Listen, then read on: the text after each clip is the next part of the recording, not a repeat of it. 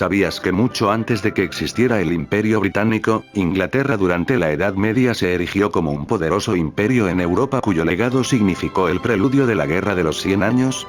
Hoy viajaremos en el tiempo para explorar el Imperio Angevino, un conjunto de dominios feudales que, bajo la dinastía Plantagenet, se extendió desde los Pirineos hasta Irlanda durante los siglos XII y XIII.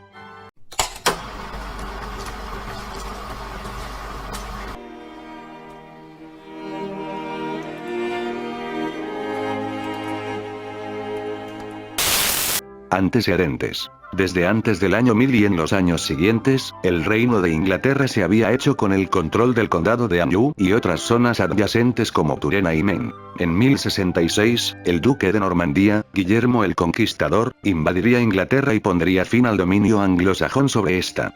De esta manera, el ducado de Normandía, el Reino de Inglaterra y los condados franceses entrarían en unión personal.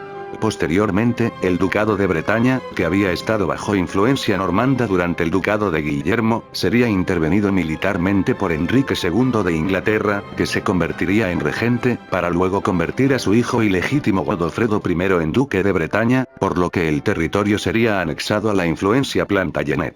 Formación. El Imperio Angevino emergió en una Europa medieval fragmentada, donde el poder se medía en tierras y alianzas matrimoniales. La coronación de Enrique II en 1154 marcó el inicio del imperio, y, a través de su matrimonio con Leonor de Aquitania, trajo consigo el ducado de Aquitania. Este mosaico de feudos formó un imperio que desafió la noción de fronteras nacionales. Más que un estado regido por una monarquía imperial, fue una unión personal de diferentes reinos y feudos bajo el dominio de una misma dinastía. La capital del imperio sería ubicada de facto en la ciudad de Angers, y del nombre de la ciudad surgiría el término angevino. Durante su apogeo, este imperio fue uno de los más poderosos de Europa, llegando a ser una potencia regional. Enrique II implementó reformas legales que centralizaron el poder y estableció un sistema de justicia más uniforme. Su mayor problema: la mayoría de territorios angevinos fuera del Reino de Inglaterra se encontraban en Francia, y en estos territorios se vivió una fusión entre las culturas franca y anglo-normanda, con una fuerte predominancia de la primera. Sin embargo, las tensiones internas y los conflictos con Francia marcaron su historia. Ya que muchos franceses no estaban de acuerdo con el hecho de que la gran mayoría del territorio francés estuviera en manos inglesas, por lo que habría un gran descontento y rechazo hacia la presencia inglesa en la zona.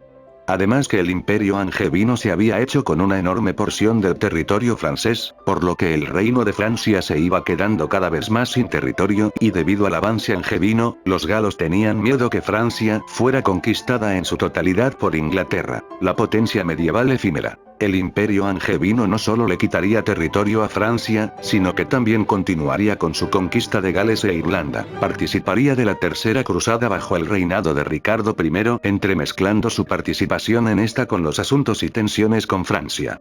Y pasaría por el convulso período de la firma de la Carta Magna. Volviendo a su problema con Francia, se podría decir que la segunda mitad de su historia estuvo marcada por los conflictos con esta. Inglaterra llevó a cabo una infructuosa conquista del condado de Flandes en la actual Bélgica, que en aquel entonces era posesión francesa. La primera gran derrota del imperio angevino y el inicio de su desmoronamiento comenzó en 1203, cuando la casa de Dreux expulsó a los Plantagenet del ducado de Bretaña, perdiendo estos últimos su dominio sobre este.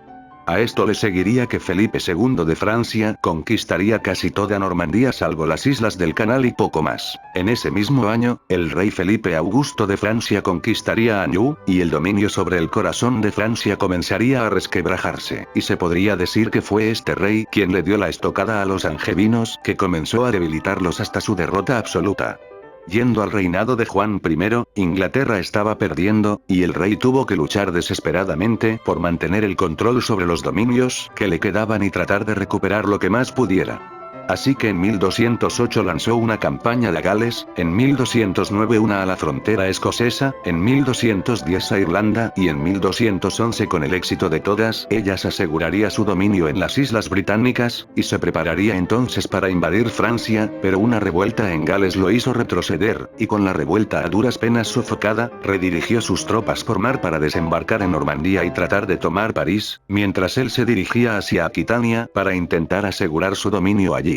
Mientras se libraba una batalla en La Rochelle, Juan se dirigió con su ejército y logró retomar Angers, pero el príncipe Luis arremetería contra él obligándolo a retirarse de la ciudad.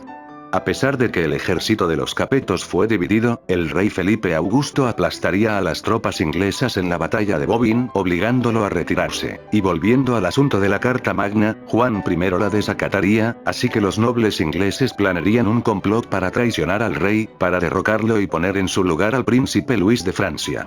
Así que en 1216 los Capetos, al mando del futuro Luis VIII de Francia y con la ayuda de los nobles traidores, iniciarían un ataque contra el sur de Inglaterra, donde Juan sería derrotado y la coalición tomaría Londres y Winchester. Pero debido a que Juan fallecería 2 meses después, su hijo Enrique III, siendo menor de edad, quedó bajo la regencia de la Carta Magna y no le quedó de otra que gobernar acorde a ella, lo que agradó a los nobles que decidieron traicionar a los Capetos, que finalmente serían derrotados en 1217.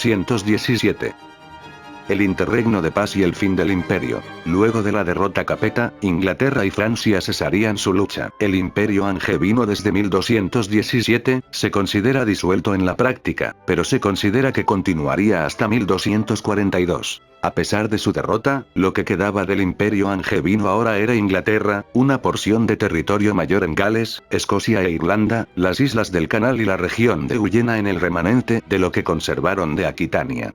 Por diferentes motivos, Luis VIII no anexaría Guyena, y debido a disgustos por parte de los nobles de la influencia de los Capetos en Poitiers y Lusignan, estalló una rebelión que fue apoyada por el rey de Inglaterra. Sin embargo, esta revuelta fue un fracaso, y Luis finalmente impuso a la fuerza a su hermano Alfonso como conde de Poitiers. Mas, tampoco anexaría Guyena esta vez. Se cree que fue debido a que el rey estaba tan ocupado en la participación de su país en la Séptima Cruzada, que ni le dio tiempo de pensarlo. Por lo que Inglaterra continuaría poseyendo Guyena, aunque el imperio angevino ya estuviera disuelto. El imperio angevino no solo fue un estado ciertamente poderoso de la Edad Media, sino que su legado perdura hasta nuestros días. La dinastía Plantagenet dejó una huella indeleble en la cultura y la política europea. Su sistema legal y administrativo influyó en el desarrollo del derecho común inglés y las instituciones gubernamentales. Además, las tensiones entre los angevinos y los capetos sembraron las semillas de futuros conflictos, como la Guerra de los 100 años. El imperio angevino es un claro ejemplo de cómo la ambición y la política de una dinastía pueden tener un impacto duradero en la historia.